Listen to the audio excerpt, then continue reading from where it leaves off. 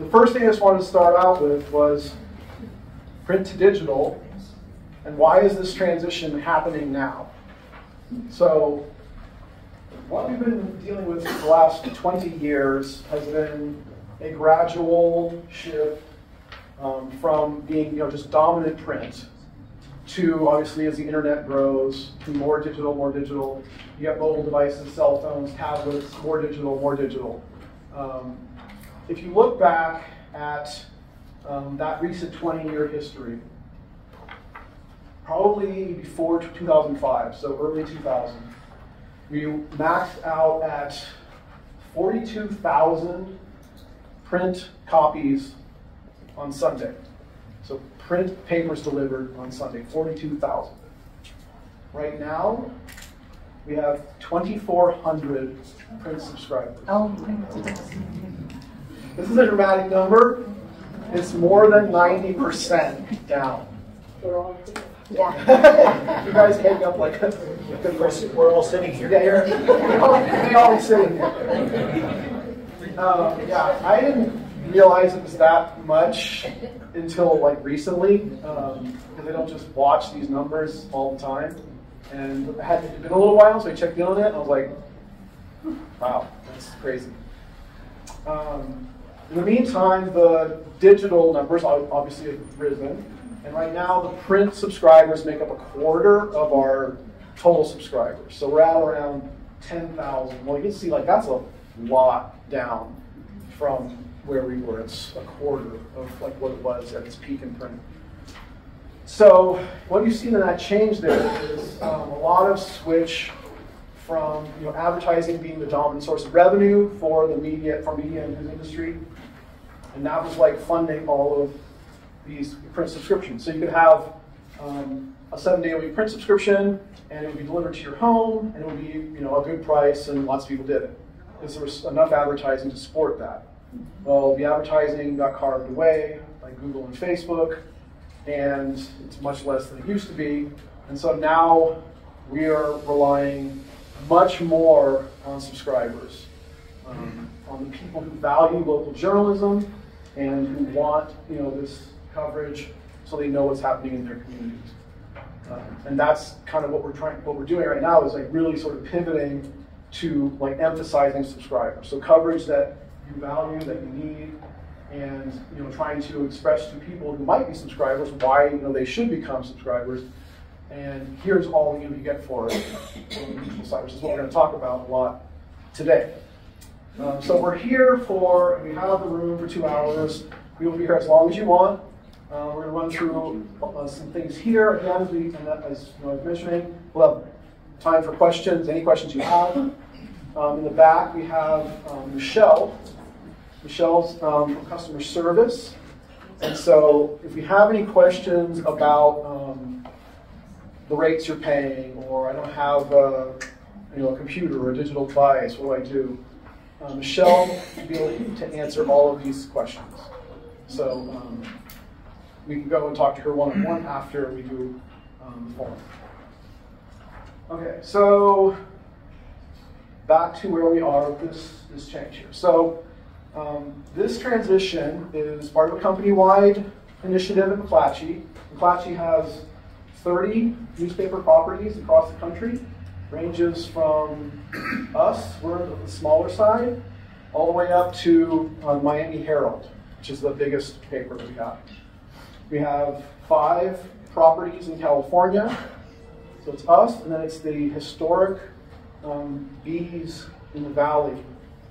So the Sacramento Bee, which was the flagship of McClatchy Originals, where everything started. And then Modesto and Fresno. And then the Merced Sun Star also is the 5th paper. So what the company is doing is looking at the market conditions. Where are we standing? They're looking at these numbers, seeing like where a subscriber base is at a certain time, where the advertising is, and they have this whole thing they put together on a metric and decided like once we can give it a grade. Once you hit like a certain number here, then that market is like ready to make this transition going from 6 to 2 days of print. And so it wasn't like we said, oh, we want to do it, or they said, you have to do it. They just had these numbers, and they went through it, and they ranked everybody. And they said, okay, here's the top ones. And the first ones went a few months ago, about 4 or 5 properties. Several in the Northwest in Washington. So it was like, there's a couple papers way up near Canada and out by Spokane and Boise. So they went. And then we're in the second phase of this. This is the second phase. And then there's more behind this. And they're doing some of the smaller papers first to practice, experiment a little bit with smaller impacts before you get to the Miami Herald. Obviously, you don't want to do that first. So the plan that we're doing is we have 6 days now. Saturday is the only one that doesn't have a print delivery. And so we're going to go back to 2 days. So Wednesday and the Saturday delivery, which is the Sunday paper, but it's delivered on Saturday because of the mail service. The change here will be that obviously you're not getting a print paper every day, but the 2 days you get will be larger than what you have gone. So I was just looking at one of the papers that made this transition to Washington, and they, for their Sunday paper, had gone from, like our Sunday paper was last, one was like 36 pages, I think, and their Sunday paper was 56 pages. So they almost, didn't almost, but they gained 20 pages on their Sunday edition. The Wednesday edition probably won't be that big, but it will be larger. So it's going to have room for collecting, multiple days of local news. It will also have room for extra things like the puzzle pages. So puzzle pages are super important to a lot of people, and we know that nobody wants to lose that daily thing. So we are still, and the great thing about having this, continuous 2 days a week right now, is that we can still provide those daily features just in a little batch. So I think it's like 3 of the days will be on Wednesday and 4 of the days will be on Saturday, and they'll look exactly the same. As if you took the Friday puzzles page and you stuck it into the Sunday or Saturday paper. So it'll just be like, this is Friday, this is Thursday, this is Saturday, whatever. And then you can just save that and do it whenever you want to. Okay, so that's all about print. That's the basics about print to digital. The next thing I want to talk is about e-edition. So I just want to familiarize people a little bit with everything that we have on digital. If you haven't used it at all, if you do use it, how many people have their digital access activated? Digital access. And you use the website. Yeah. So if you don't have your digital access, as a print subscriber, you get all of this. So all of this is on your subscription, and it will be the core of it going forward. So I just want to run through the various things that we have here. So this is the website right here, the basic website. And Caitlin, if you scroll a little bit down.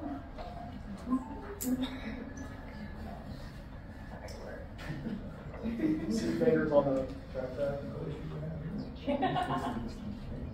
Sorry, I don't have the scroll bar on here. This isn't my computer. Fingers on the Just turn the page. 2 fingers.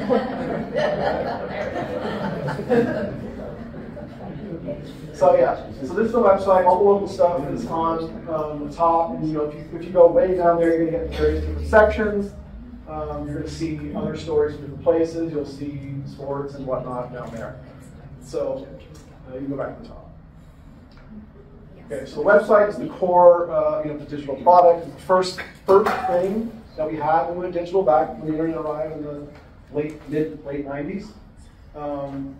But now we have a lot of other tools and features.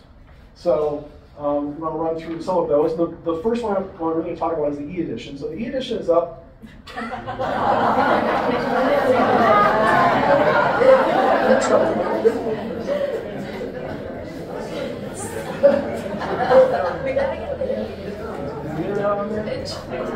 I can't get the mouse back down to here when we're on the double screen. So you've got this.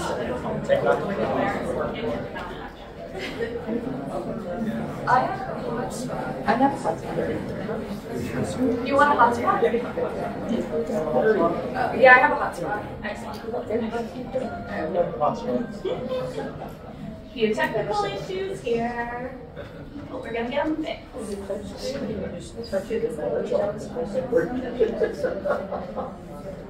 Just showing you the payment. Yeah.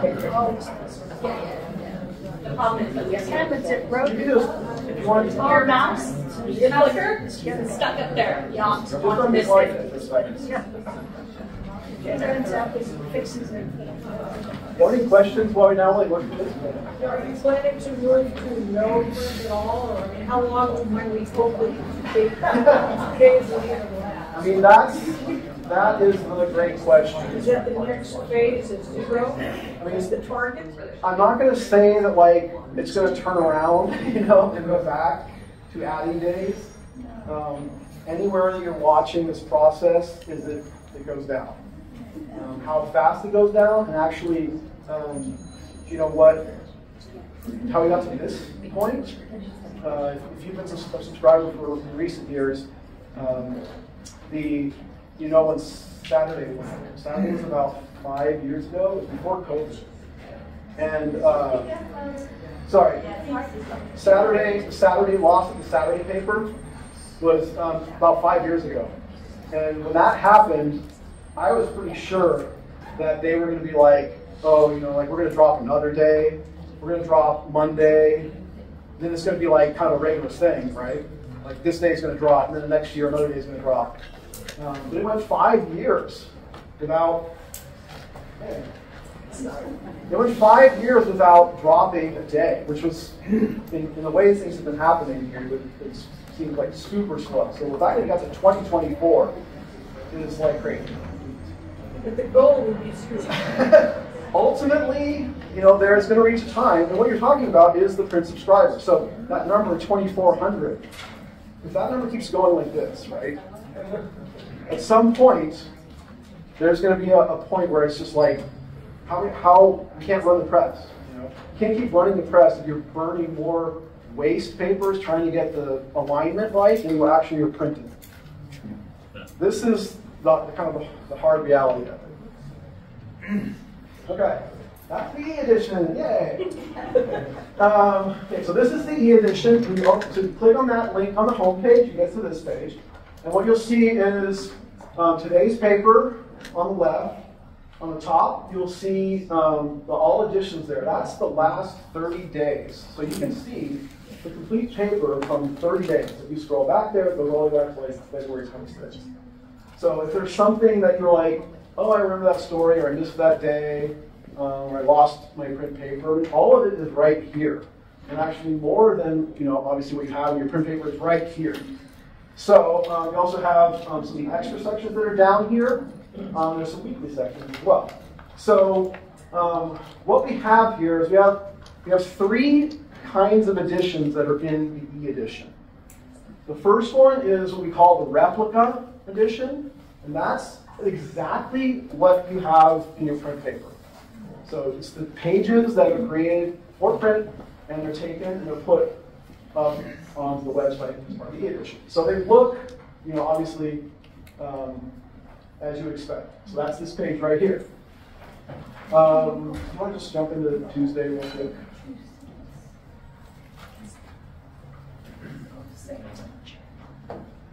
There's a couple seats up here. There are some seats here. So when you open this page here, the first thing you'll notice is that it's going to come in zoomed in right on the top. So what I usually do if I'm looking at it is I go up. If you go in the left corner there, not to the left, the little arrow thing right there. Right there. The little arrows. What little arrow? The little two things. Flip. There you go. Thank you. I'll often click on that to see the whole page. So because you want to see the page like you saw it, you know, in your paper. So I'll often click on that. Now I can see the whole page, and I can obviously read the headlines, they're big enough, and I can then go to any of the stories that I want to on here. Now, if you wanted to, yes, you could zoom, you could use that zoom tool over there, And you could go in to any of these stories and read them on the page. Now, it's not that easy because you have to be zooming in and out and like moving around the page and all that. So what you do instead is you want to click on one of the stories. So you can click on the story, and it's going to give you a story read form. That is a lot easier. This just brings you the story, you go through it, you have the photos, you have everything in there, and it's not a bunch of like scrolling around the page doing any of that business. And you can see it'll keep you on the left-hand side, it'll tell you where you are on the page, what story you're looking at. If you want to switch from there, it'll bounce you back out, and then you can go back into another story. So super easy, in and out, kind of there. And so that's the replica page. I'm going to go back out. If you want to, let's go back to one of the dynamics. This is the dynamics page. Yeah, this. The dynamic page should have the so one of the ones on there. I'm sorry. So that is the replica edition. The dynamic edition is a thing that we added probably about sometime within the last year, I'd say. And if you want to do that in 2 minutes, yeah. So what happens with the dynamic edition is the print deadline for us is at 1:45 in the afternoon. So we can take stories up kind of close to that deadline, but once 1:45 happens, that's it. So the cutoff for the replica edition, the print edition is done. And those pages are getting sent. But we have this ability to add in these other pages called a dynamic edition for stories that are happening after that deadline. So anything that occurs basically after around 2 p.m. into the evening, we publish. Then what we'll do is we'll come and do a sweep at the end of the night, and we'll see like what we have in those other stories, and do we have enough to do this dynamic edition, which is the latest news that we have on the website. And the way it operates is we need to have usually a minimum number of stories to make it worthwhile. But you'll usually see between like a couple pages and maybe 3 or 4. It's like a Saturday. Saturday will be more full because it is like there is no replica on Saturday. And so the way you tell it you're on a dynamic is if you see that header up there, the green and red extra. So if you see that, you're seeing a dynamic edition, and it's being layered on top of the replica. So if you go through pages, so we have the second page. So back there, if you go back one, we had 2 pages. Go back one. Page. So there's a second page. So this one had four stories that we said. We have 4 stories that came in the afternoon. We can put them into the dynamic edition, and then they will appear for print readers who use the e-edition, who actually are, I don't know, it's like 1,200 a day who use this. So then if you go forward again, now we're back to this is the replica edition. Now you can tell it's that way because it has a different top, and you'll notice that it always has more stories. So it's like 4, you'll see 4 stories on the front. Because here, again, you're jumping, so stories don't have to end. They're all laid out, and they're obviously on different pages for print. Now, if you want to click through this, if you're going through it, well, actually, I want to read through it. This down here in the corner, that little pages thing, this is an index which will show you thumbnails of all the pages. We'll also show you a bunch of section headers for everything. And so what you can see here is going through to puzzles right there. That is latest. So latest news is the dynamic edition. News is the front page of the replica, and everything between that and puzzles. Those are indexes for the replica edition. Then the extra, if you click on that. Just one of the extras. Extra. So there you can see, we start off with this page. I'll click on that one. So it's page 23. And this is all bonus content set up in a print format. And there's a ton here, like a ton. I mean, this issue itself, so you can see on the top there, we're on page 23, it has 76 pages. So there's another 53 pages of content in here that you can read the same way that we were doing the other thing with front page. So you can open the page, you can swipe through, and then you can read all of these stories. And they're all like really big presentations, so like big photos, like limited number of stories on the page. Do you have a question? Yeah, I have two questions. So in the extra section, is any of that produced by McClatchy in California, or is it all, where is it produced? Yeah, it's produced by the Publishing Center. So the Publishing Center for McClatchy puts all this together. None of this happens locally anymore. It doesn't happen in Sacramento, right? No, it doesn't. Okay. It's like dispersed.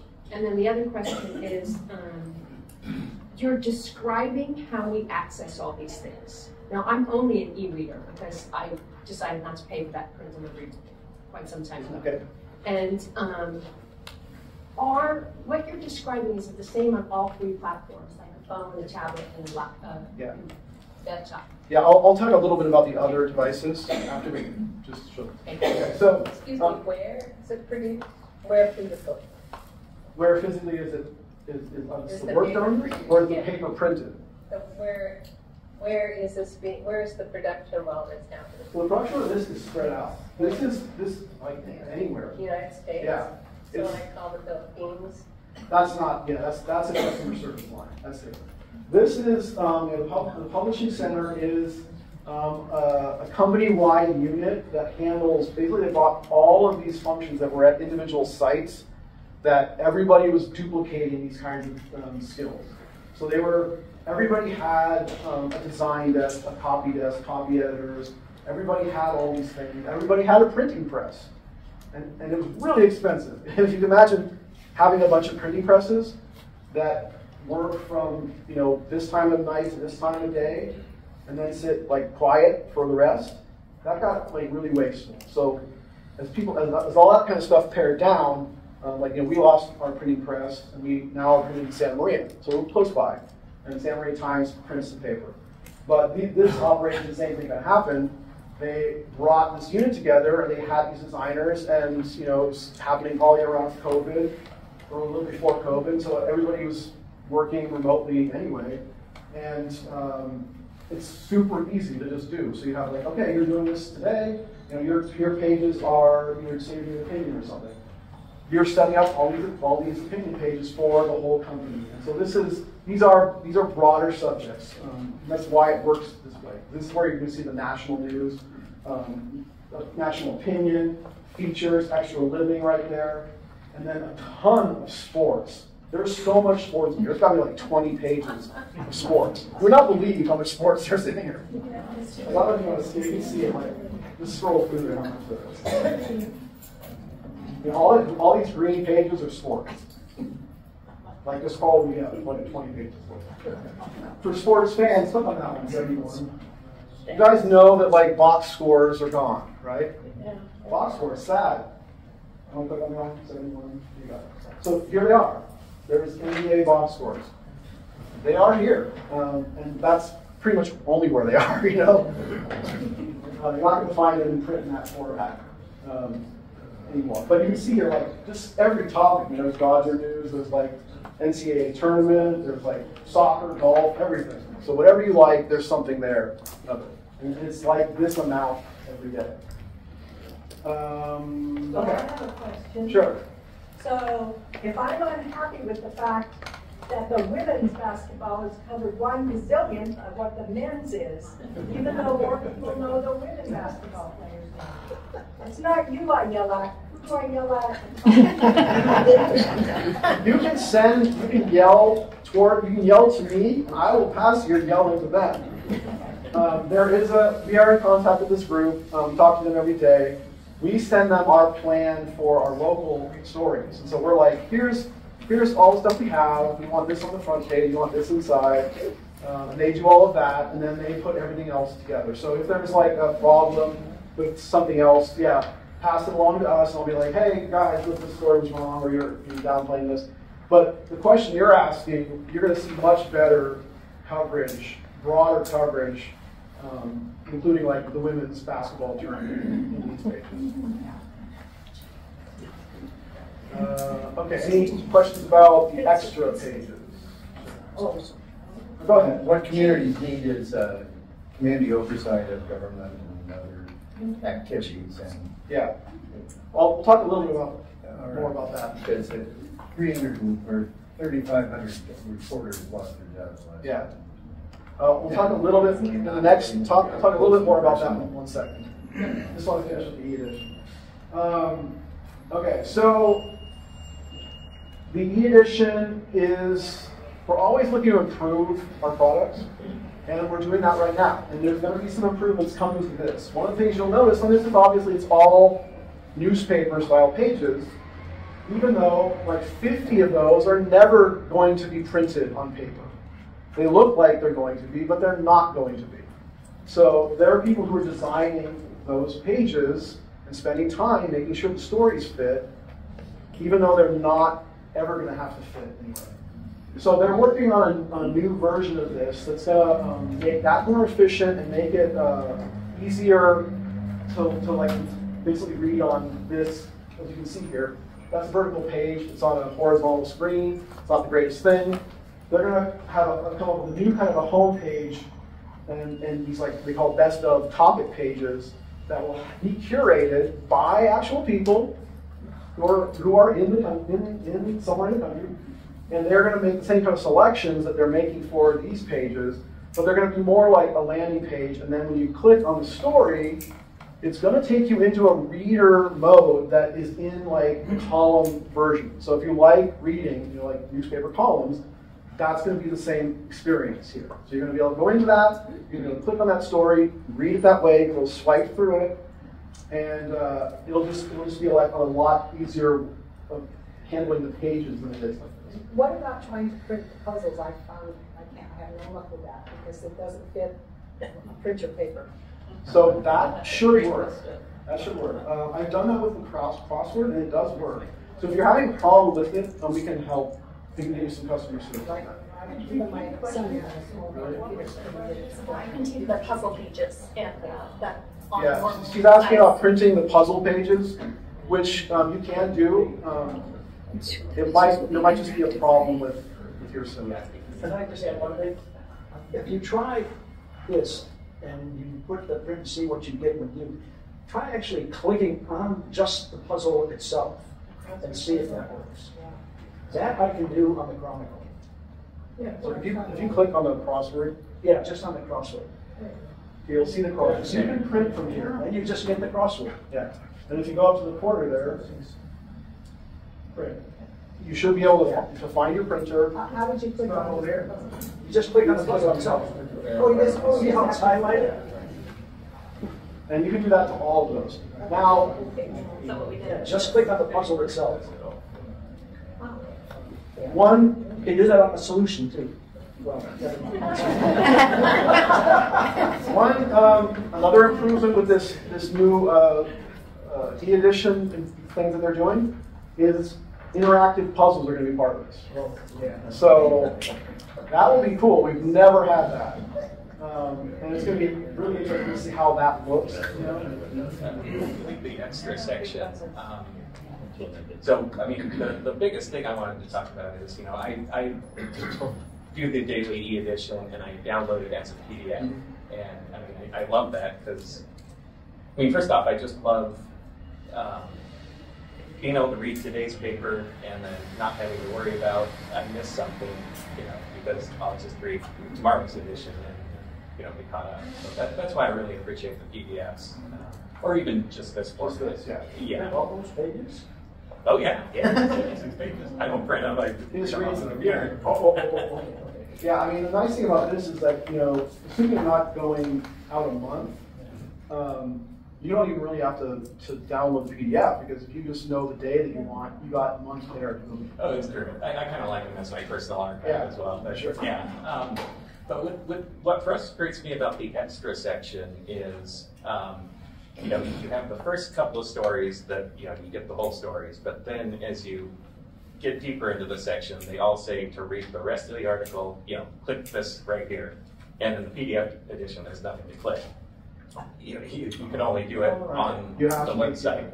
And so, I mean, I end up making a choice, like, you know, do I really care enough about the story to continue reading it? And if I do, then I have to get on the website and search for the headline, you know, because there's no way to get directly to that's kind of like a hybrid between being like a digital thing and being a print thing, where it's like the story's there, but the entire thing isn't like long. Right. I mean, so for my PDF archive, of course, I'm never going to have the whole story, but even if I do want to read it, it's just a pain, you know, to go find that story. And sometimes I can't even find it on sanluisobispo.com. Sometimes I have to go out to McClatchy or, you know, New York Times or something. And so, I mean, you mentioned Extra is going to be changing to more of a web-friendly format. And I just want to put my opinion out there that they should have the entire story there. They shouldn't make me go search for it. Yeah, I mean, I don't know what that's going to look like exactly, because it's going to be, you know, more of this landing page that shows you like headlines and photos, and then you're going to click into the story. Okay. So So it might not make the PDF edition. I don't know if they're going to actually do like a PDF the way you're doing it right now. Okay. So that might be. Now, is that going to affect the whole paper though, or just the extra section? Just the extra. So when the change happens, the only pages that are going to look like newspaper pages are the replica pages. Mm-hmm. So those are the pages that are being designed to be printed on a press. The rest of the pages will be in this new format, and I think they're going to put those pages at the back when we do that. But you'll be able to, when that happens, it's going to happen in May, I think. So it's a couple months away. Okay. We'll definitely be sharing all this information as we get closer to that. Yeah. Well, I mean, I just like to get that thought into somebody's ear, though. Like, you know, you need the entire article. I like sometimes I like the emails that you send out. And there was one, it was about a winery, and it was a really interesting article, and it had a video in it. And I go, oh, I'll look at that later. And so I deleted the email, and then I get to the paper. There it is on page 2. There's the article, but there's no way to get to the video. So then I go in to the e-edition, and it's flat. There's no link to the video. Right. And so finally today, I figured you don't go you have to go to the Tribune.com if you go into the app. So if you go to the Tribune.com and then you search for it, somehow you can get to it. Anyway, so to make it short, is there some way going forward, if there's a video, can you put that in the e-edition so you don't have to just do silly stuff? That's a change that will come with this improvement. Those new views there are going to have those assets with them. And that'll be in the whatever it is, the replica. Because this would be a replica story. This was a story on page 2. Yeah, I think the story read view for the replica coming out is going to be the same. So it's like when you click the article from the replica, you click the article, now you get it in a readable version. Just put the link in there. I think that's going to be solved in this. Yeah, because that they left that way out, and I go. Because they're missing like, you know, digital assets like videos, more photos that are in the stories, in the original posting of the story. Yeah. And they should be there too. There's no reason not to. So I hope that actually. So I've heard that is going to be. Yeah, so I'm passing that up to you. Yeah. And we also have a YouTube channel that picks up about half of what's in the website. Now, it's not 100%, but about half of it ends up on our YouTube channel. So you're welcome to subscribe to that as well. Okay, so everybody got another question. Okay, sorry. Yeah, I read the online version, but I subscribe to the hard copy for my relatives who are computer challenged. And the question is, I guess paying for the hard copy doesn't help you financially? Subscribing in any way is exactly what we want. So, if you're subscribing, if you pay, because it's expensive for the hard copy. Yeah. And I mean, the print edition now is the Cadillac subscription. Okay. So if you have any version of that, if you're currently right now on the full 6 days, if you continue with the 2 days, that's the Cadillac subscription. The next one down is if you drop the print and you go digital, then you're going to get all of this. You're just not going to have a delivery. So I have that, but I'm thinking about my relatives. Yeah. So, okay. Well, if you get the same price. When is the conversation about your price going to That is what Michelle's here for. So the problem with the pricing is that everybody has a different price. Okay, so everybody signed up for a different promotion. They signed up for a different time. They have some just signed up, some signed up 9 months. Why didn't it go down for 2 days versus 5 days? That's what you have to look at your individual thing. So they have to see like what are you paying, how much, because people are paying different amounts. So if you want to talk, Michelle will. Is she going to come up here? She's right back there. No, afterwards you can talk to her. These are individual. Every person's different. No, just in the essence. Yes, we are. Come on up to the We are changing the format, but you're not really losing anything because you have that digital access. So I definitely see the point of, physically 2 days of paper where you're getting 6, but you're getting all the extra features in there. But yes, you can come talk to me. I can look at your Why account. is the price? This is not Because they don't see it. I don't want to say they, but it's not a downgrade. You're still getting your same features.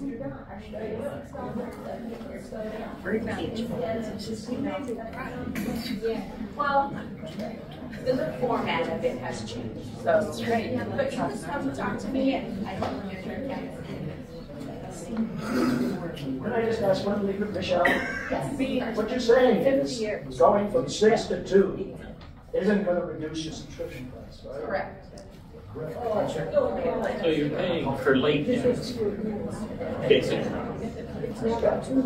Yeah. In the print, if you get it in print, you are going to wait. Yeah. That's why all of this. That's why we're doing it. This is trying to introduce these tools here because this is how you're going to use fast. This is how you're going to get it whenever you want it, wherever you want it, on whatever device you want. And so, just to pivot on the device thing right now. So. We're just looking at the website, we're looking at a computer, right? Well, you have your phones. And phones can use the app. The app has access to everything on here. It has access to communication. So you can get on there and you can look at this the same way. It's a little bit of a difference, like how it works if you're using your finger and scroll. But the same stuff, all the same stuff there. If you have a tablet, same thing. Easier to use actually for this because it's much bigger than your phone. So all of these have access to all of the content, and whether you like to just read it on the website, or whether you get newsletters or alerts, go straight to the story. We can talk about that a little bit too. Or you like using the e-edition, all of those functions. So how do you discuss this with someone without coming here? Because the people in the Philippines don't understand how this is set up. So, and I tried. I know. For a week. If you have an issue, I need to talk to somebody about what the choice is, what you get for the choice. Nothing. So the team that Michelle's on, this is a team in-house who, if you reach out to me and you say I have this problem with my subscription, I will go directly to them and they will contact you within the same day usually. How do you make that gap?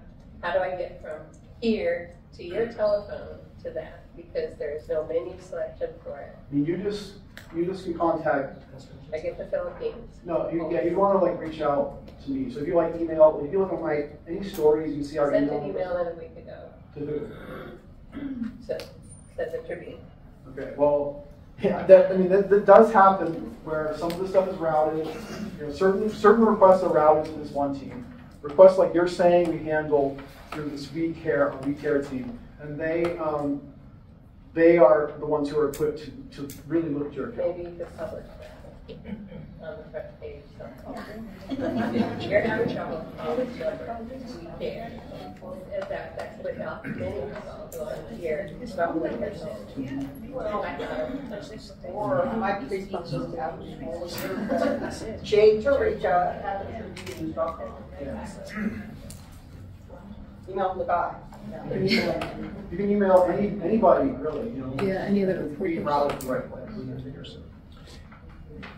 This may not be really quite the forum for it, but my larger concern is that we, as a community, support the Tribune. I know that a lot of us are older and very price sensitive to everything, but my large worry is that as we watch all these jobs go away, for example, in the industry, and small papers closing left and right, that somehow I would hope there's enough of a groundswell to support what you guys do and what your reporters do, because it's a pretty extraordinary small paper. We really appreciate it. Thanks. I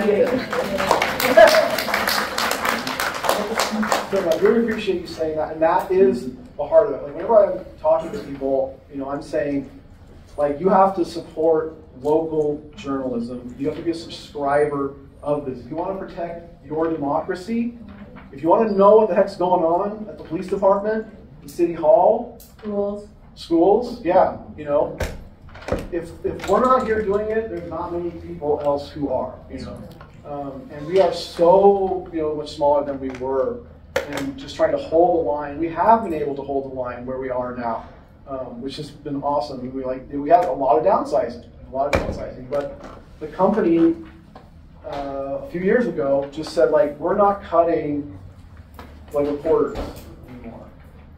That's not how we're going to do this. So they looked at consolidating everything else: human resources, finance, business, even some advertising, but not their local reporting staffs. In fact, we're getting more resources. We have jobs posted right now to fill, and so we're looking to, and we're always looking for ways to boost things. So like John, this is John Lynch right here. John's a housing reporter.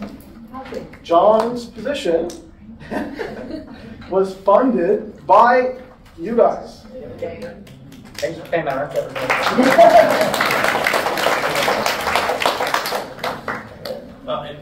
before we get off this, since you're not saying it, I'll say it, that you can actually donate to the Tribune. Oh, I'll say it. Yes, thank you. Subscriber and a donor. So really, that is the. So we want to talk about the Cadillac of subscription. But the even better Cadillac of support is you donate to. So this is a new thing. This philanthropy approach from journalism, when you're talking about for-profit companies, felt kind of weird when we started doing it. It's like, why are we're asking our customers to give us money? But the great thing about it is we were able to say, this is not going outside of this community. It's staying right here. It's not going to some shareholders or private company or whatever. It's going to resources here, and exactly what happened with John. John's position did not exist without the donations that occurred for about 3 years. About 3 years ago, and raised that money for his position. Now we're always looking to do that kind of thing, and we're actually going to have another position coming, a fellowship for an education reporter. And this is a thing we got through UC Berkeley that we applied for, and their funding, I think it's going to be like half of the position. Well, that's awesome, but it's not the whole position. So, where does that come from? So you will see another, and we do this a couple times a year, we'll have a campaign, and we'll reach out usually with a very specific ask about donate to this thing because we want to hire this position. We want to create this job. And that one will be coming up specifically for education, because education here obviously is huge. So many K-12 districts, and having Cal Poly and Cuesta here, it's a full beat that we haven't been able to focus on nearly as much, and we were able to make a case to them and compete against a whole bunch of other places, which is kind of hard when you're from SLO County, because they look at us and they're like, you guys are rich. Like, you live in a great place on the coast. Like, you don't need this. Like, figure it out. We're going to give it to, somewhere in the valley or in the desert or something. But we, made this case, like, there's a whole bunch of stuff we can't cover, because we just don't have enough people. And yes, we're a, for-profit company, but we need more to do that. And they looked at it and they said, we made a case, and they said yes. And so that will be coming. You'll hear more about that. Should be at the end of summer, that person join us. Well, we're getting an email or something saying, okay, if you've decided you're going to go strictly no print, all eat, what your new subscription, we'll get an email about that, or we're just going to get the bill. I don't mean that. You mean for this transition? Yes. Like, what if we get the paper and I do the e-edition? What if I just said, I don't want the paper anymore, I'll just go all e? Is my subscription going to send? Right. That's what I'm worried. Somebody's going to notify us and say. I'm sure they're reaching. Michelle, are they reaching out to everybody?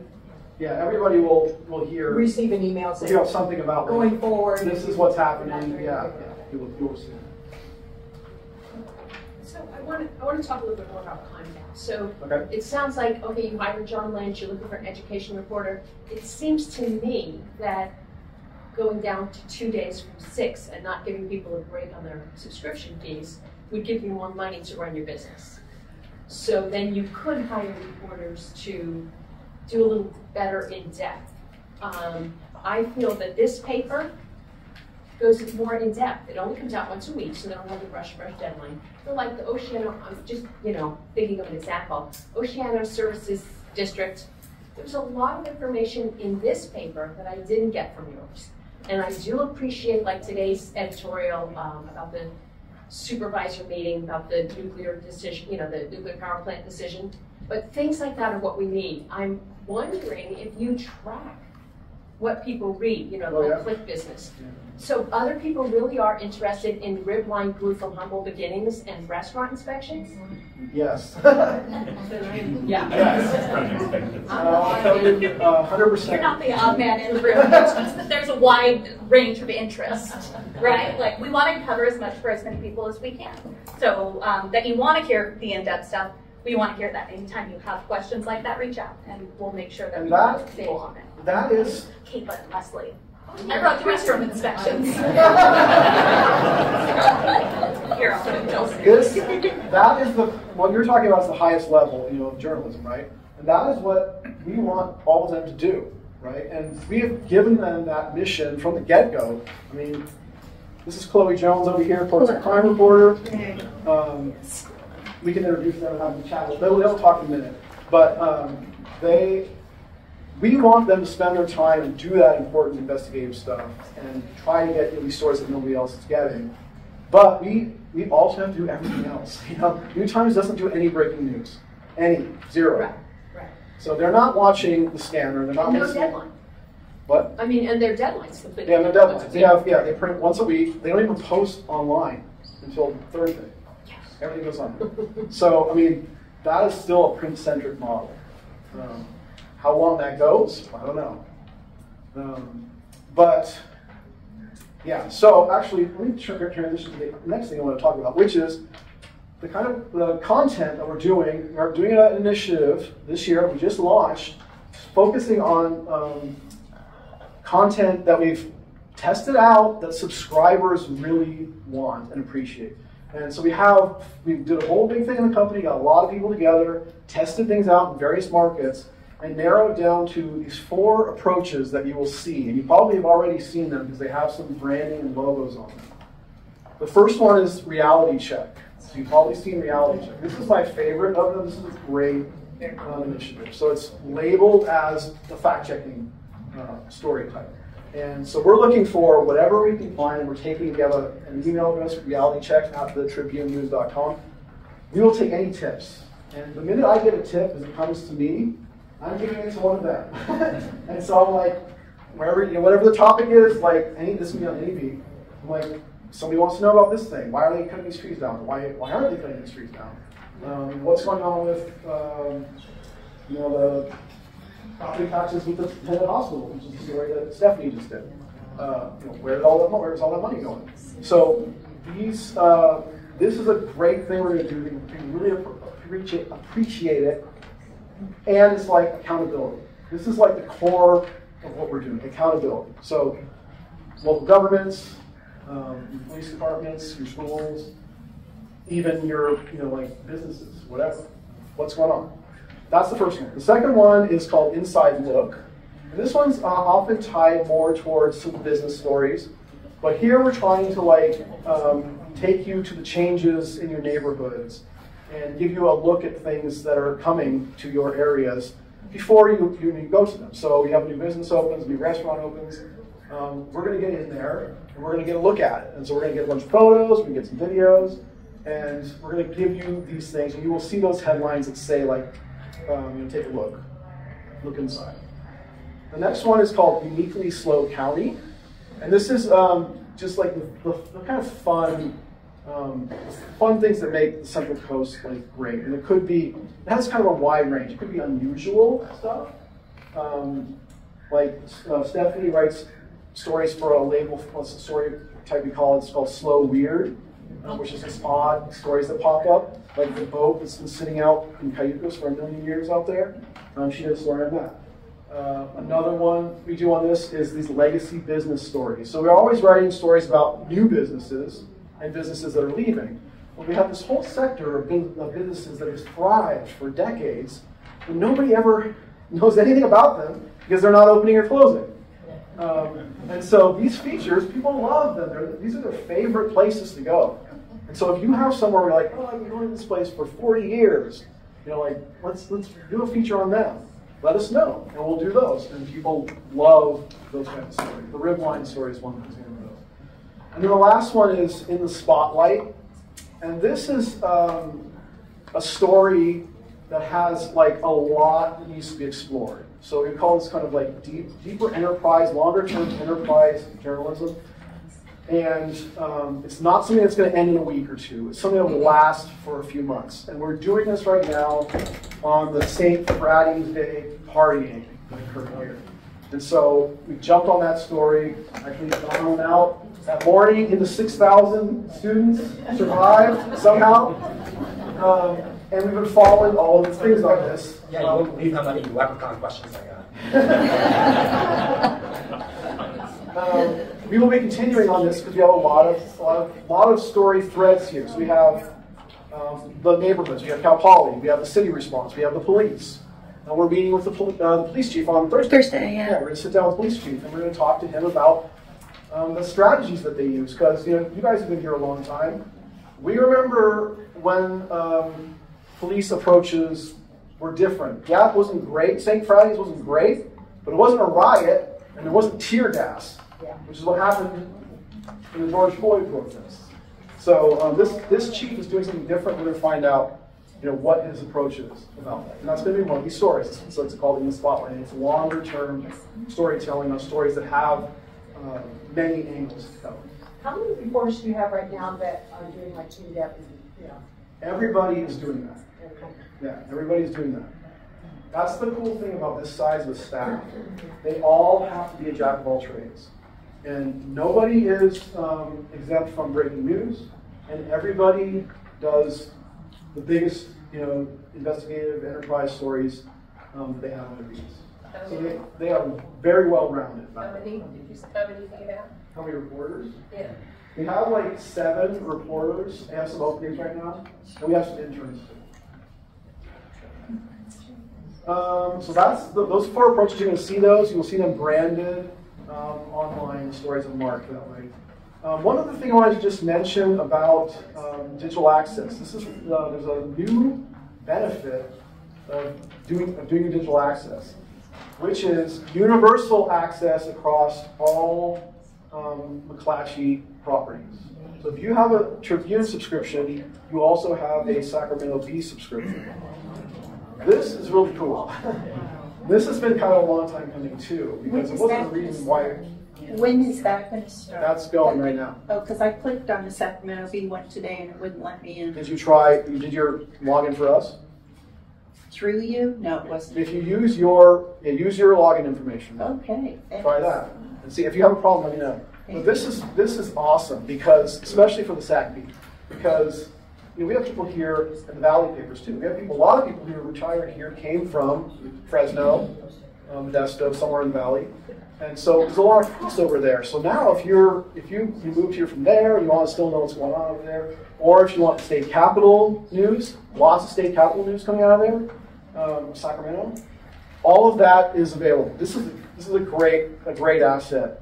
And then beyond that too, if you have interest in the Kansas City Chiefs, say keep winning the Super Bowl. Kansas City is one of our papers. We have all that covered. Again, Miami. Our other papers are, we have Fort Worth, paper in Fort Worth, Lexington, Kentucky, 2 papers in North Carolina. They're around. How do you get a list of the papers? What was that? How do you get a list of the papers? You probably have to go to like one of the McClatchy corporate site, and you see it there. Basically, they're in regions all over. So they're there's like four in Washington State. So Tacoma, Bellingham, Tri-Cities, Boise, also there. So that's Pacific Northwest. We have 5 in California. Then we have Texas, Kentucky, Lexington, Kansas City, North Carolina, Raleigh, Charlotte. There's some papers in Georgia, and then there's several in Florida, and Biloxi too. How many log-ons do you need for family? If I'm reading the sports and she's doing the puzzles at the same time, can we use the same log-on? I think yes, you can. So you're a good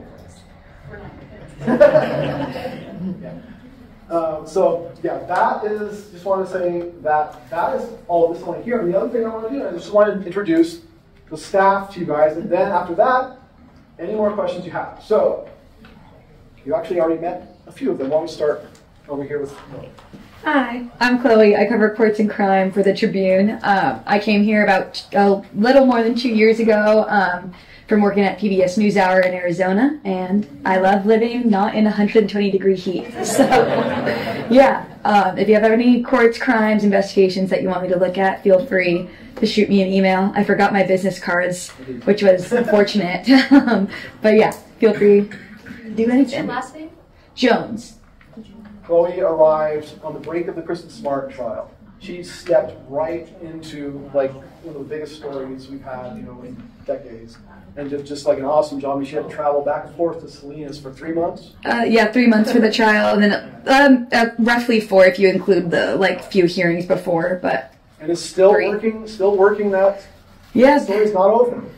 Look out in about a week or 2. That's all I'll say. Did she get an award?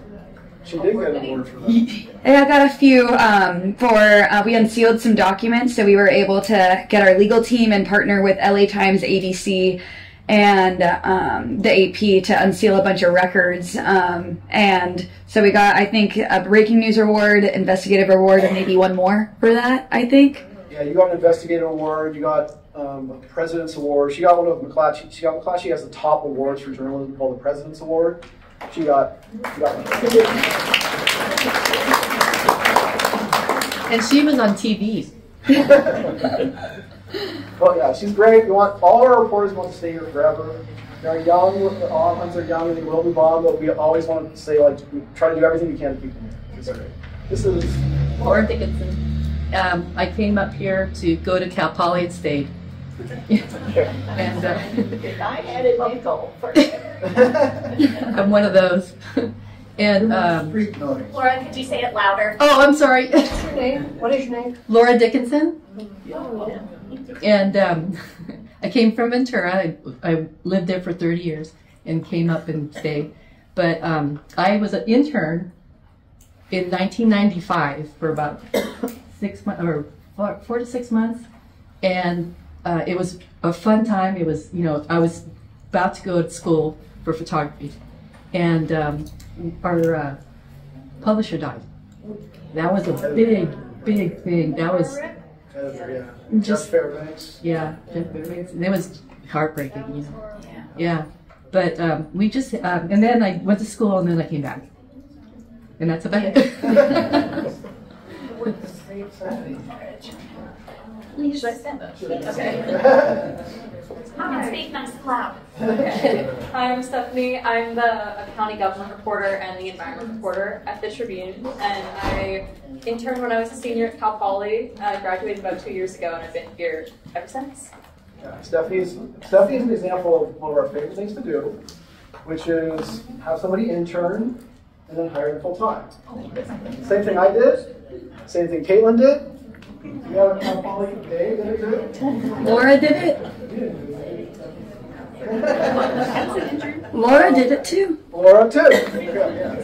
So like probably 2/3 of the staff. Stephanie is she's county government reporter. She's taking over the environment beat because we recently lost Mackenzie Schumann. You guys probably know her reporting.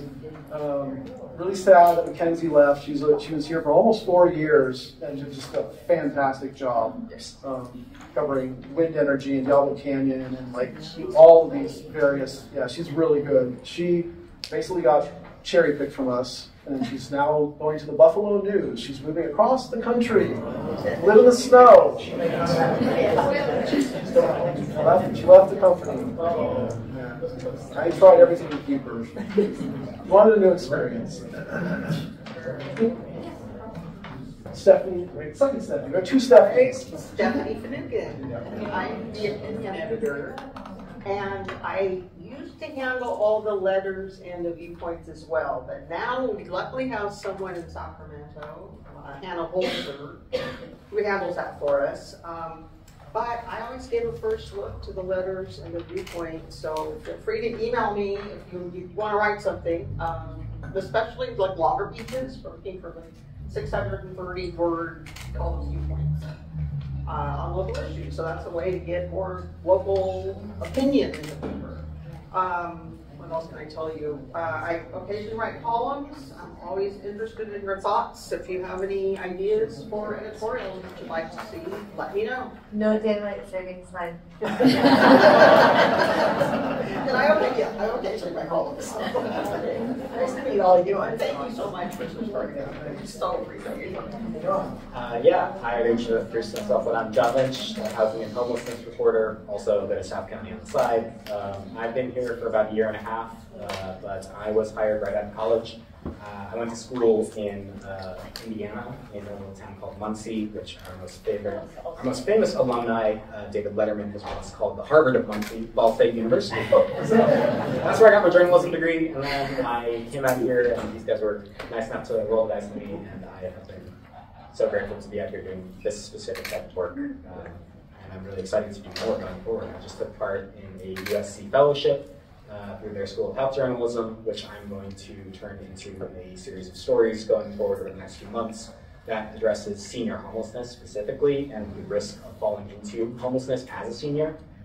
So I'm always looking for more information on that kind of stuff. So feel free to reach out and talk more later. I'll use my theater voice. I'll try and project. I apologize, we don't have a microphone. Look around the room. These are the people that support the community. And thank you so much for subscribing to the paper. We could not do this without your help and your assistance. I came to Cal Poly to become a veterinarian. My science grades were terrible. I liked photography. I took a class where I was able to take some pictures at the Mustang Daily, and it was kind of fun. So changed my major, changed my career, and both Joe and I first showed up at work on Johnson Avenue back in the day, if you guys remember, and we've been through a few offices since then. But we love the community, and we love telling your stories. And what's your bottom line, baby? Tell us. I occasionally write once a week photos from the vault, history column. So, but usually it's photography and video. All the time. So, thank you. And his name is David David, this is Hi, Caitlin Leslie. So yeah, sorry, I'll use my theater voice as well.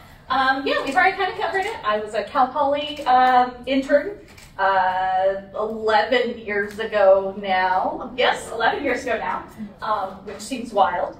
And stuck around just like everybody else. I cover the city of SLO and a little bit of everything else. And I'm also a hybrid position that is a reporter and editor. So you can email me too if you're mad at things. We got everyone? Yeah. Are you going to let us make online comments anymore after the articles? Because I noticed Comments? Yeah, the comment function, actually that's a good question. Another thing that's in the process of changing. There's a new vendor that's going to take over that process, and they're working to get that all set up right now. So that's been kind of disabled for a little bit here, and they're going to bring that back up hopefully soon. I haven't heard of exactly, but yeah, it does happen. I'm going to say that's all the stuff that I wanted to talk about. So now we're at Q&A. Actually, I have a bunch of you, but any more questions? So I heard that you have about 2,400 print subscribers. How many e-subscribers do you have? Like 76. The total is like 10,000. That's it. Yeah. Oh, 7,600. 7,600. Yeah. 7,600 digital subscribers now make up 3/4 of our total. And if you can guess, that one's going like this, and the other one's going like this. The print subscribers are dropping. The bad thing is that they're dropping faster than the digital subscribers are rising, which is what we really are trying. That's where all these initiatives are coming from focusing on subscribers, content that the best, the most loyal readers want and will pay for, basically. So, if you're reading an article and you think somebody you know might be interested in it, but they're not a subscriber, is there some way to gift it to them? So that is a thing we've heard before. I know some other places do that. Yes. The New York Times. Yeah. And that has, I've heard that asked of the company units that are doing that kind of thing. I'll check again on that, but that is one that I'm like, yeah, I really wish we had. That's a great, just a great way to spread, to spread exposure. It's a good revenue. You can also PDF an article too and send it over to somebody. Say that again, please. You can turn the web page into a PDF, or if it's an e-edition article, you can PDF that page and then share it that way as well. Yes, we can show you how. You can send us an email. I PDF articles quite a bit, so if you send one of us an email, we can PDF it for you. That's a good question, Bill, because I subscribe to the edition of the San Francisco Chronicle, too.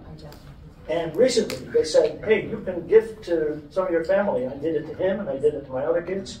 So that's a feature that some of the papers do. So it should be enough to check into it.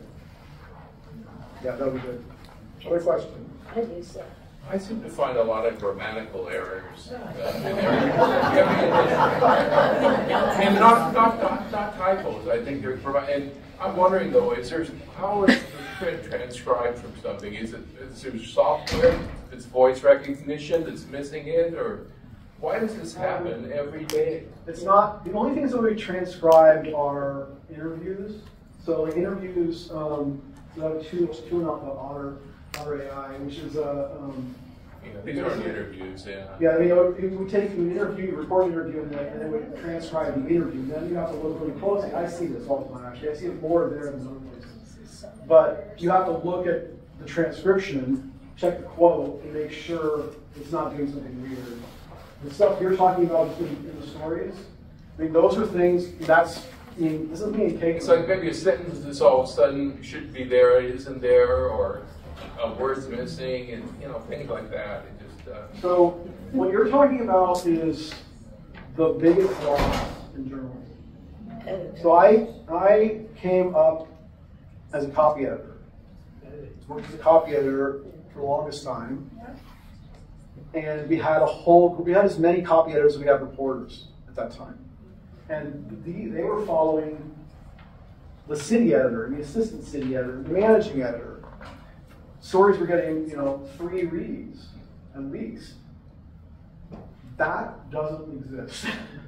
So we are trying to do, the work of 3 people and hoping that the reporters are doing a good, great job on their end, and we're trying to take advantage of some better tools, better spell checking tools, better just the interface is easier to work with, so it's easier to find mistakes, than it was in the past. And because all this is online, it's all, we'll take you guys. If you see a mistake, send it in, we'll fix it. It's a living document. It's not just like, here's the final version of the story, you printed it, sorry, now we have to do a correction. It will change it, and we're always publishing in advance of print by usually a fair amount. So one of the things we look at is like, okay, they're like, oh, we got this fix in, cool, it didn't go to print yet. Now we have the corrected version, the right version is going to print. So where are all the copy editors? Where are they? Not copy editing. They became editors. Watch the headlines too, because you don't use punctuation in headlines usually, and because it may break one way or another, sometimes the headlines say really weird things. It's the opposite of what the story is about, and you go, what? Oh yeah, you could have written it that way, but it means the opposite. If you see something, let us know. They're really funny. See something, say something. For them as well, and so yeah, if you see it, We'll see what we send it to. I know I've made a fair number of those mistakes, and I appreciate your patience because, as Joe was saying, copy editors do such a great job, and now it's sometimes we're on deadline, we're quickly reading over whatever it is we're working on, and we just don't see it. So my apologies and my thank you. Is it not computerized? That your final version is computerized, and that one goes to print. If it is, that's what I'm saying. That wouldn't it have a spell check, a grammar check, or something? We can't rely on spell check for specific things like San Luis Obispo. I know my spell check hates Obispo so much. It always wants to correct it to something else. So spell check can't necessarily fully do it. Okay, you guys, it's always caucus. I'll talk about local area versus what reporters used to do. If you go back 20 years, a reporter wrote a story. That was all they did. They just wrote the story. Their byline, the story, nothing else. These reporters, they would they would sign photos today. They would get all the photos. They would do anything. They would write headlines. Copy editors would do all that. Now, reporters are doing all of the functions that a bunch of other people were doing. So they're writing headlines that they never had to do, which is actually helpful because it helps them focus the story. They're doing all of the search stuff you have to do. This is background stuff so that Google finds the stories. You need to do these things so that they get a better audience. So they're doing all that kind of stuff. They're looking for other stories to link to. They have to go through their story. Like what kind of hyperlink to? What other stories might be of interest? What other background information might a reader want to click on? We do that too. That helps with search. So they're going to do that. They're going to look for other assets to attach to the story. It might be photos. It might be an embed of a tweet. It might be a video or other stories. So they're going to do all of those things.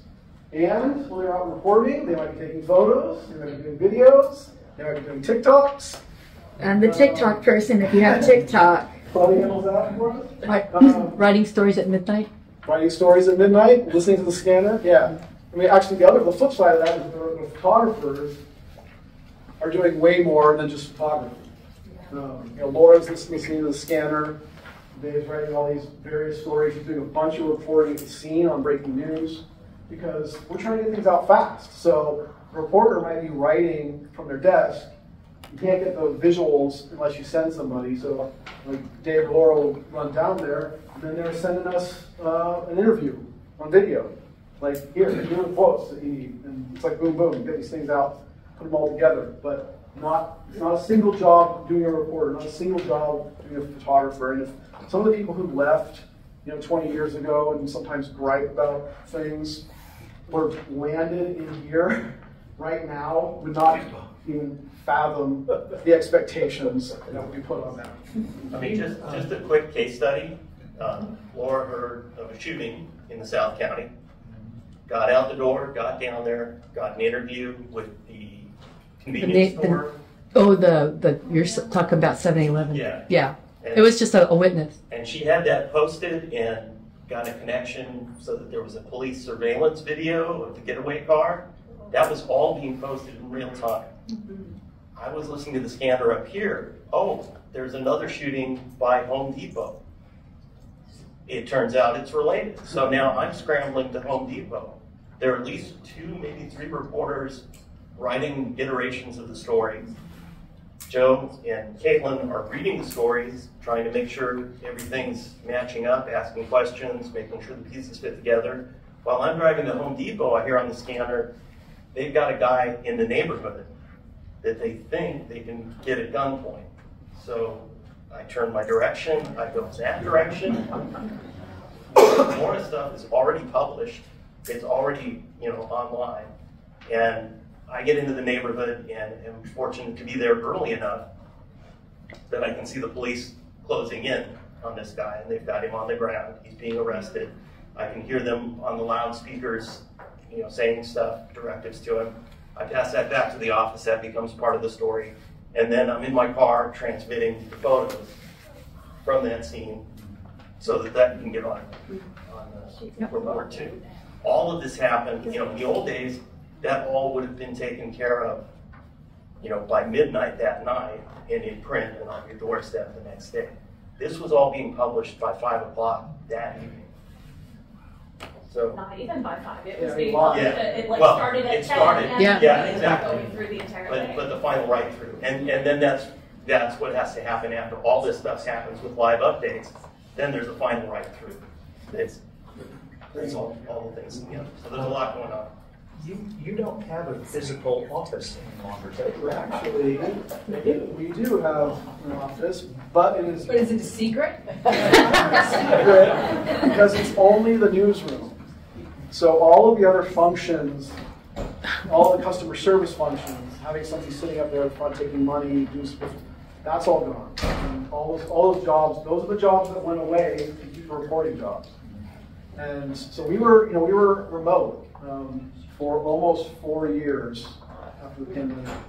And just a couple months ago, got a space back very close to here, or just a block away. And we just have a small, calling it an office, it's a room. It's smaller than my apartment. It's a small room enough for like 12 people.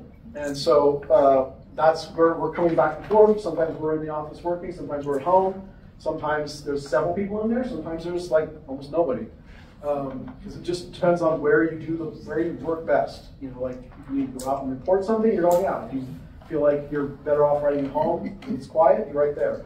If you want to get able to collaborate and you're looking for some feedback, then we're in there. And it's obviously we have young reporters here, and they finished school and started their careers working in their bedrooms. I'm like, I don't know, Stephanie talks to me all the time about like how great it is, like being back in the office. And I was going to mention Dave and I work in our cars all the time. It just then shoot it. Is it open to the public?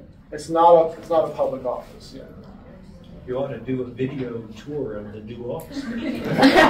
Take a look. It's like half the size of this room. It's pretty small. First, I want to thank you for doing this. It's a hard sell. I walked in here, and the first thing I did was count the number of people with gray hair and no hair, fully expecting them to be like me, saying, "Don't get rid of the print paper." I don't have a computer, I don't have a cell phone, and I'm getting in here, so I couldn't even register for this. I'm wondering, after all you've said about staff retention, staff cuts, printing, saving money on printing, saving this, no advertising, all the explanation you gave, I have to ask a question, Joe, that I've heard from so many people who are really not here, which is this the last stand of the trip?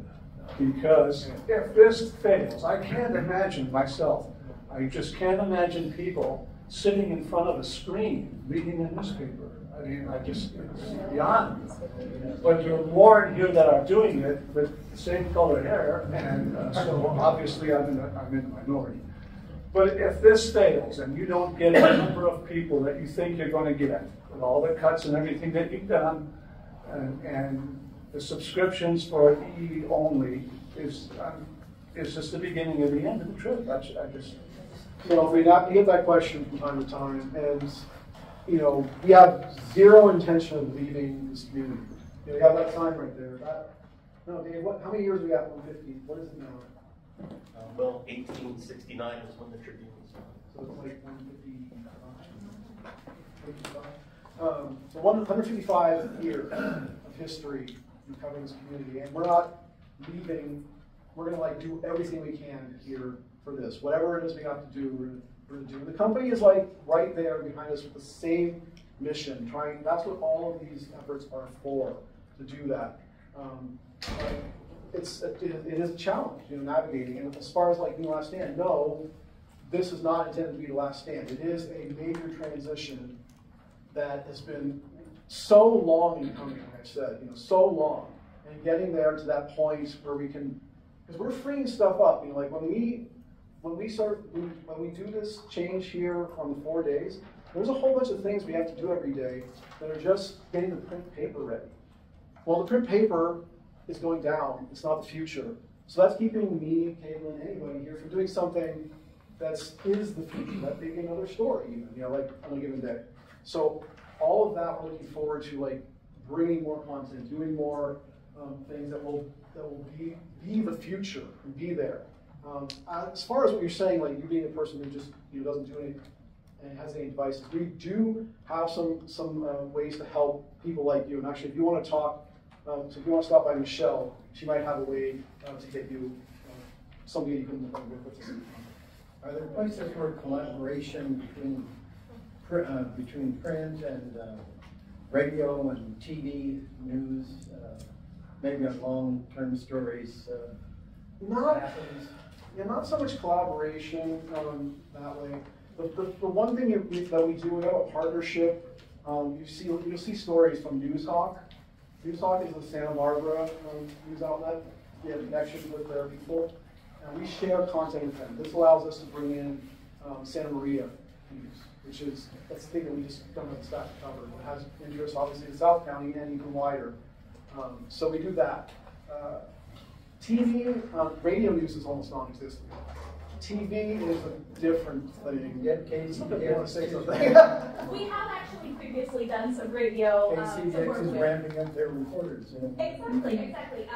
It's been a while since we've done something, but I would say pre-COVID, we were doing actually some really good work with some of the local radio stations. That it would be interesting to explore again. The thing about that is how much investment you have to make and what you get out of it. Because if it takes a lot, to do, if it's just like, oh, let's use your story, let's use that might be something, but some of the things are more labor intensive, and that becomes like, a question about, is it worth it? Because we don't care whose scoop it is. Can I make a statement? I was just going to say, I went to the digital version as soon as I could because, number one, vision-wise, I cannot read a newspaper or a magazine anymore. Yeah, that's a great point. I can make it much bigger, much simpler, and also my husband's allergic to newsprint. So and I'm old. So as soon as that was available, I went to do it. Those are great points there. This is, you talk about accessibility. You can do these kind of things to make it, however, best for you. Next. Someone over there has had their hand up for a while. I have a totally different question. Can you go to the bar and tell what each one of those shopping finances favorite? Oh, no, that's just those his, those are bookmarks, This is personal stuff.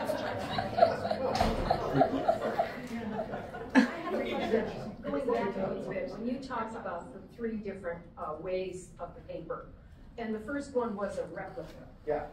And then you talked about changes that are coming, and then I probably glazed over when you talked about 72 pages in sports. Yeah. But the replica edition, will that be changed as well? The replica edition No, that's not going to change. Okay. So, but basically, that is only going to be when a newspaper is created. So, if a paper is being created, put on a press, you will see that traditional replica edition. So it'll be on 2 days a week. The other days, it will be this new version of the e-edition, which won't necessarily look exactly like a newspaper page. So will I have any understanding of what we would call now front page? Yes. So that's the question. Is like you want the curation, you want the. I want to know what's on the what's front important, page. right? So there will be a front page. It won't look like a vertical news page. It'll probably look more kind of like a website a little bit. It'll just be like the links. Like here's the headline and the photo. So it'll be like probably 6 or 7, 8 or something on the page. But then like when you click on that, it's going to go to this read version where it's in columns. So like it looks like you're reading a newspaper. Let's see. So you're making me nervous though. So the thing I really like is having one day's paper, and then I can forget about it until the next day, and feel like I haven't missed anything between those 2 days. So are you saying if they're not going to do a print edition for that day, we might lose that ability? No, you'll still have the dynamic edition. Okay. So every day will have, like we're looking to go back to the edition. Every day will have a thing that's like the news for that day curated. Okay. Not that you just have to like scroll back to the website. Well, so that's what I hate about the homepage. Right. I mean, this isn't just the Tribune, Just it's all these sites. It's just a whole bunch of articles just thrown all over the place, and you don't know when they came out. I mean, the e-edition is for the curation of a single day, and that will continue. So it will be a date. You can look at the date and see all the news from that day. Good. That's so important. I'm going to change it slightly. I want to share what I wish.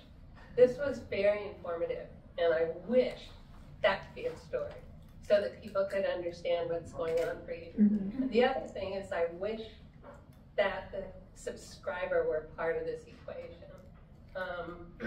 Some people, like myself, subscribe because I want you to be here. I know that's important. I run my own business. I help small businesses get profitable. I love doing that. I like being informed, but I know you have costs or whatever. I love handling a piece of paper. I'm not glued to it. It's just faster. I don't have a lot of time. I read the paper. Sometimes I do. Sometimes I don't. But it's the best place for local news. But I want you to survive. And that's why it's okay for me to keep subscribing and paying for it. But it feels like that loyalty is missing in conversation about your paper. I wish we both knew that we were loyal to each other and that we were more part of that equation. And it's secondary. It's difficult that you don't have a point of contact, because I used to be able to drive by, pop in, have a question, I need, what about this, what about that? I've written an article, now I write letters to the editor. I've participated, but as things close down, I call and I get people in the Philippines who are lovely, but they don't know what I'm talking about. And I really want to give you some advice, be clearer.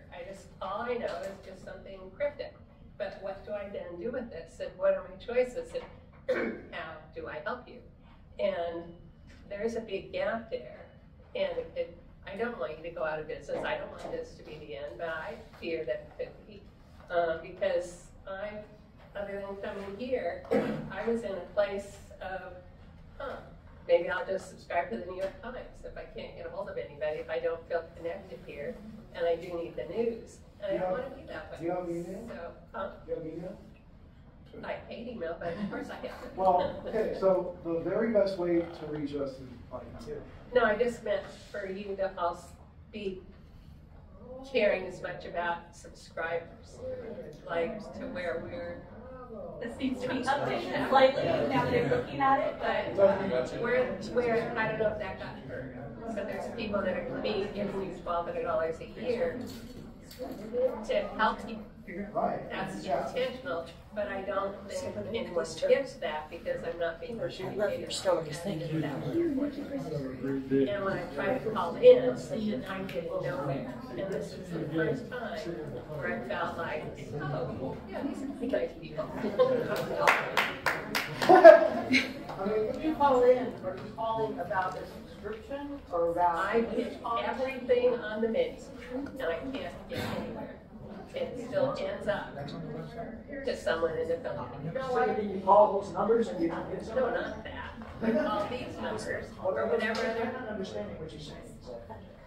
Calling the basic customer service. When I'm just being a person and I'm in my house, I'm trying to figure out what can I do here, what's going on, how do I help you? There are phone numbers that go to the Philippines. And the whole menu goes to the Philippines. I pretended I'm sales, If I was to tell you anything, I would not use the bill as a source for research. It's going to be the hardest way you're going to get to us. I mean, just, any of these, any story, how do I find this page? This isn't a contact. But the other thing I got from you is this. Where she go?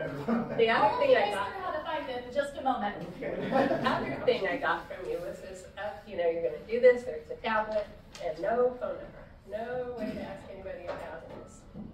So I guess what I'm saying is don't solve that's not the problem, that's a symptom of the problem. The problem is I don't know that you really get that there's a lot of people out there here who want you to survive and want to help. And we're trying to ask that question. And I don't have a place to ask that question. And no, it doesn't occur to me to try to write a billion emails.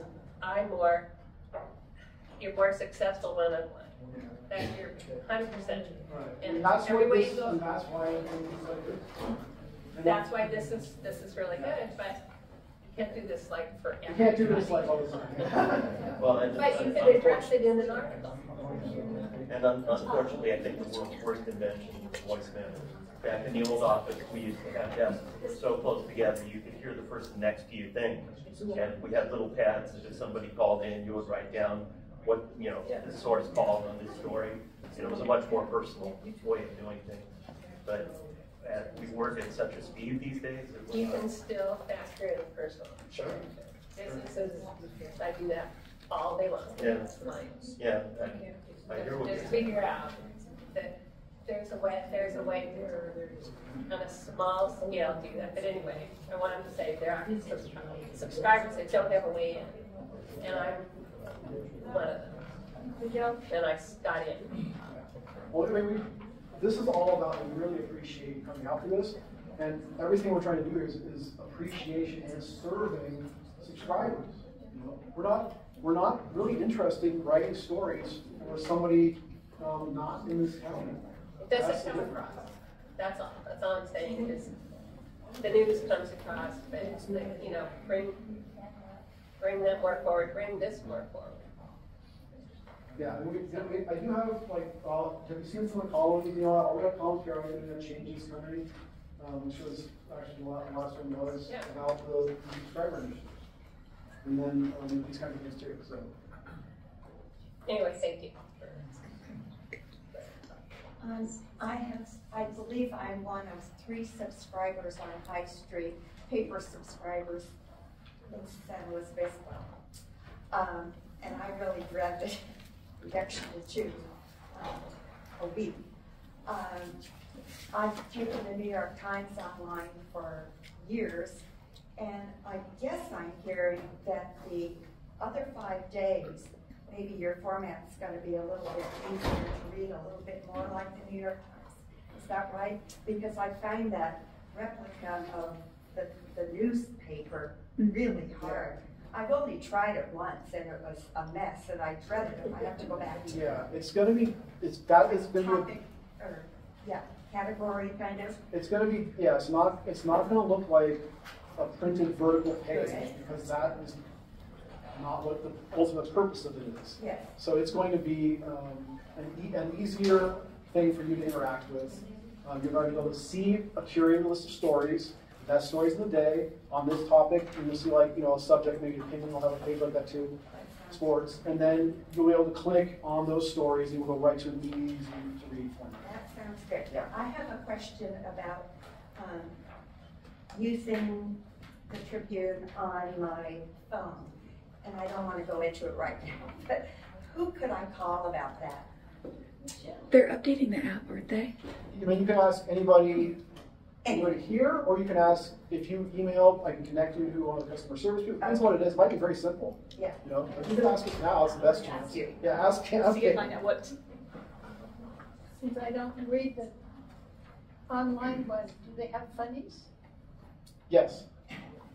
Everything is here. In fact, I mean, if you looked at the extra, there's probably another 3 pages of comics. There's a bunch more. There are like 2 more crossword puzzles in there. There's a whole bunch more puzzles.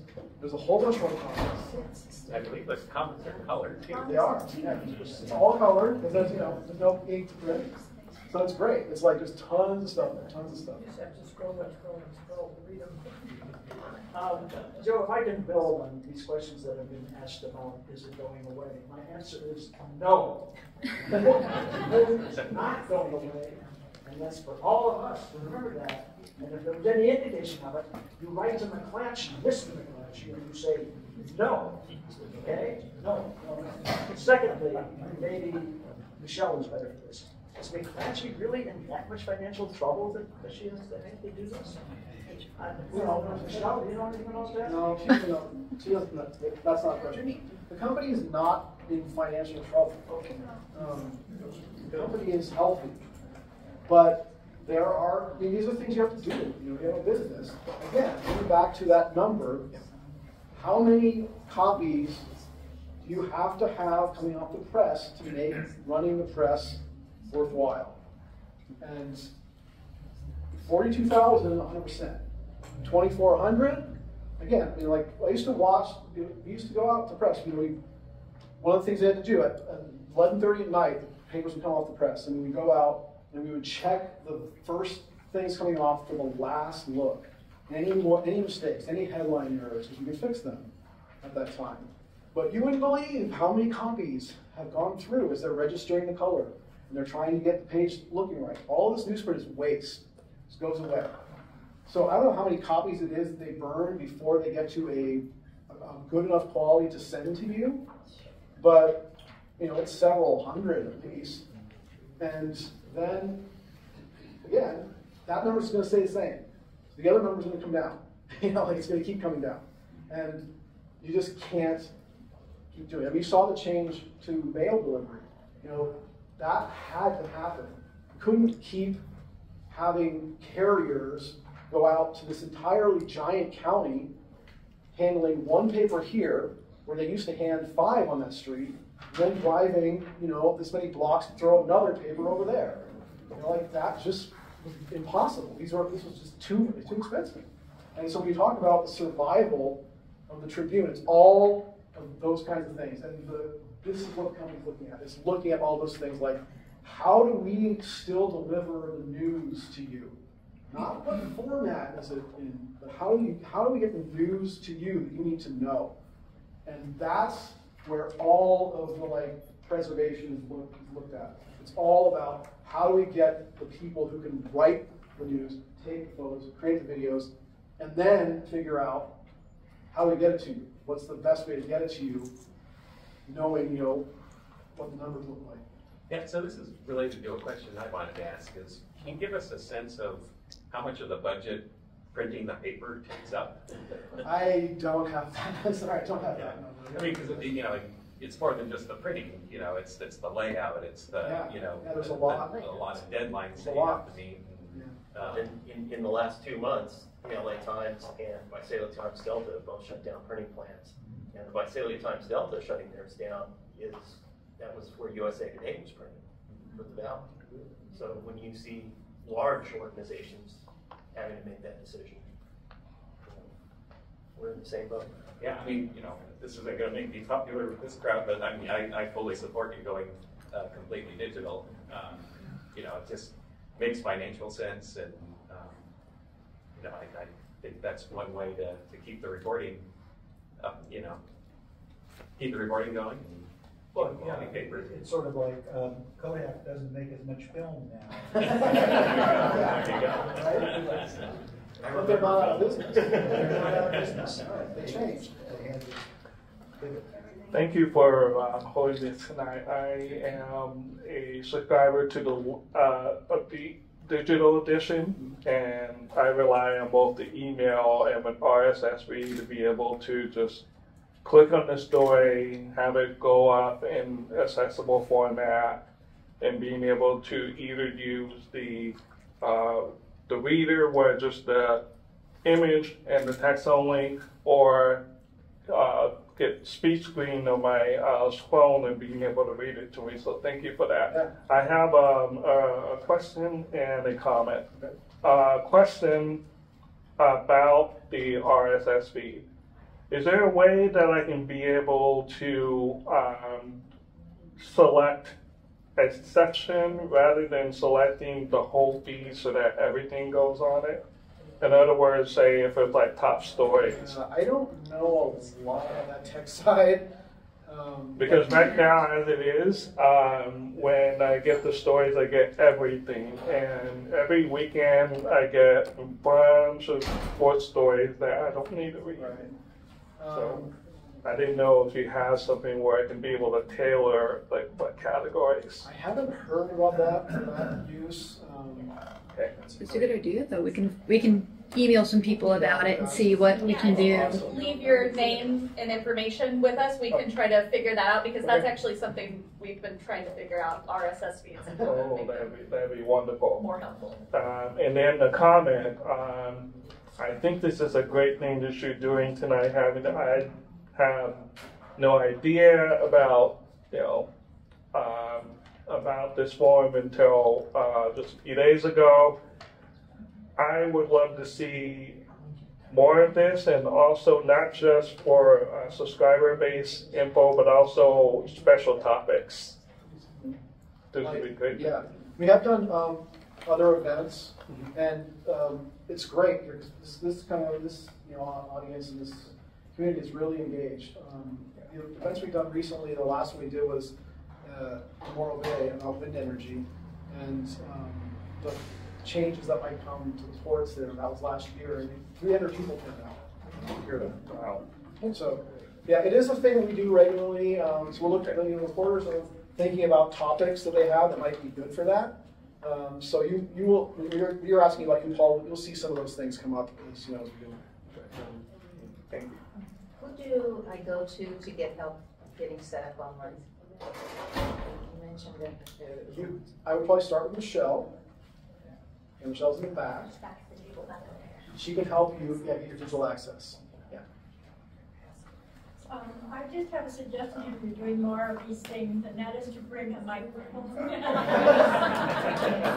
Yeah, so this one, we've never done one here before. This is the first time we've done one here. And we set it up, and I didn't even know, I thought it was like at the library. So I came and asked the librarians, do we know this room? Let's get in here. And they're like, Parks and Rec manages this. And so then I called Parks and Rec. I'm like, what's the deal? How do we get in? They're like, somebody will let you in like 15 minutes before. I'm like, okay, great. They're like, what does it look like? The chairs aren't going to be out and all this. So yeah, that's like the kind of thing we can ask, what do all we have? Do we need a microphone? Do we get that? But yeah, thanks.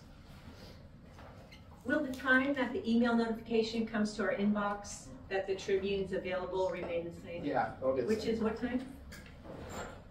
6? 6. 6. 6. 6. Just after 5. He's about 6. And you mentioned about what it's going to look like in the app, like in the future. Are you saying that's going to be somewhat different than what I'm seeing in the app? On your phone? On my phone, yeah. Because right now, the frustrating thing about the app is it repeats the same stories over and over. Yeah, that drives me nuts. Yeah. That is a thing I think better solve. Because I don't know why we have so many sections that repeat the same things. We just don't need to have like all these different sections. Maybe that's great for the Miami Herald because you have a billion stories. It's like an Easter egg hunt trying to find a story. Which story in local, or are these all the same ones that I saw on top stories? Yeah. I haven't seen the new. I haven't seen what that looks like yet, but that is my number one complaint. Yeah. The other thing is that there's also sometimes older stories that you don't realize, oh, that's from last week. Yeah. And so you read the fine print. Yeah, all of the stories on there have a date on it, but it does sometimes you get it and it go Figure it out. That can be a little bit of a different I want to thing. show that. Before everyone hops on out, let me show you guys how to find our contact info. Some of this is our contact info. Yes. So if you go over and click on those, so these guys right here, click on that. Just on the web again, right? This is on the web, but it's very similar on the app as well. And so then you'll come over here to contact us. And that's going to be the page. And if you scroll down, there's emails and phone numbers for all of us. Some of this is slightly out of date, but now that I'm noticing it, we will be updating it, and it will be updated by, let's see here, today's Tuesday, by Thursday we'll say that it's going to be updated. And you can reach out to us anytime through here. Give us a call, give us an email. We're here if we want to help you. There'll be a lot of people in line asking questions of Michelle. That's her name. I think several people have gone up to this, so it's not as long as it could be. So my question is, if I call customer service, am I going to get somebody in San Luis Obispo or somebody in Philadelphia or some other country? Call that general number. Yeah, you're gonna get stuck in like this phone tree with like somebody from the Philippines. So how do I get somebody local? You want to call those particular people? Yes. You want to call a local number. If you do that, you can definitely. I see the local number would be 778. Yeah, or the individuals. Especially the 7,800. 7,800, I think, is I have to check that. I wouldn't use that. That was when we had a receptionist. Right. I'm way back. Because my question is now, my husband's memory is having issues, and so reading the paper, a lot of things are confusing. And since we graduated from high school back in 1960, way back, our friends are dying, etc. And he really wants to keep track of those things. So we want to know if we can get an email just obituary. Is that what we heard that is possible? That's a good question. My sister said she signed up for something like that once a month. She got, and she got it a couple of times and she has another thing. That would be a question. We have people who just do obits. Yes. And that I would want direct to them. So they're probably on that. Because for him to go to now, I tried to change it. He's only getting it on Friday. So to go to the page and find that is difficult. It's interesting, yeah. We've been in San Luis long before you were born. I